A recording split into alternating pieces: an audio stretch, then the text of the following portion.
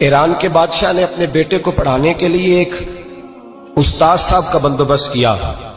استاد صاحب کو کہا کہ میرے بچے کو دین پڑھائیے، میں چاہتا ہوں کل اس نے عنان حکومت کو سنبھالنا ہے تو یہ دین سے آگاہ ہو جائے، اس کو کچھ سکھائیے، پڑھائیے۔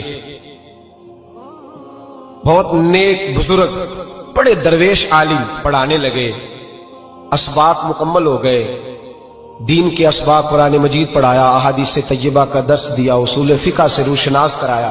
جب بچے نے مکمل تعلیم حاصل کر لی اور آمین ہو گئی، دستار ہو گئی، فارغ ہو گئے، تو پھر ایک دن استاد صاحب نے کہا بیٹے کل تم نے ضرور آنا ہے، کچھ بات کرنی ہے۔ شہزادہ گیا ملنے استاد صاحب سے، استاد صاحب نے کنڈی لگا لی، ہاتھ میں درہ پکڑ لیا، مار مار کے پورے وجود کو زخمی کر دیا، کوئی غلطی نہیں، کوئی بات نہیں، مارا۔ اب بچہ آیا آ کے بادشاہ سلامت سے کہا کہ ابا جی سمجھ نہیں آئی، بڑا مارا ہے استاد۔ تو سیانے تھے نا بادشاہ، یہاں تو قاری صاحب روز کٹہرے میں کھڑے ہوتے ہیں، مولوی صاحب آپ نے میرے بچے کو کیوں مارا ہے؟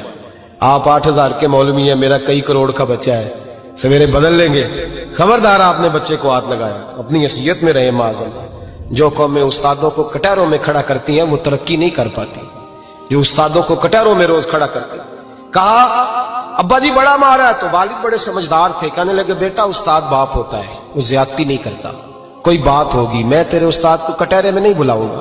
اماں سے بات کی، اماں کہنے لگی بیٹا میں تیرے باپ سے کیسے بات کروں، ڈر رہا تھا۔ وقت گزر گیا، 22 سال بیت گئے، 22 سال گزر گئے، بادشاہ کا انتقال ہوا، شہزادہ تخت پہ بیٹھا، پہلا حکم یہ دیا کہ میرے استاد کو بلاؤ، پہلا حکم۔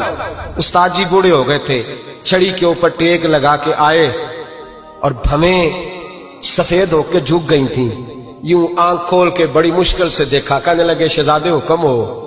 کب میں شہزادہ نہیں، اب میں بادشاہ بن گیا ہوں۔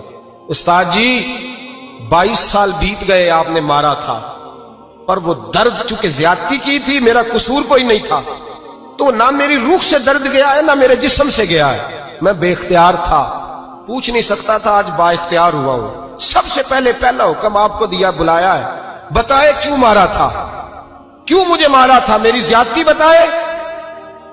تو استاد، بوڑھے استاد کی آنکھیں آنسوں سے بھر گئیں، کہنے لگے بیٹے بس آج کے دن کے لیے مارا تھا، یہ جو دن آ گیا نا میری زندگی میں اس لیے مارا تھا، یہ میں چاہتا تھا میری زندگی میں وقت ہے، آج کے بس میری مراد پوری ہو گئی۔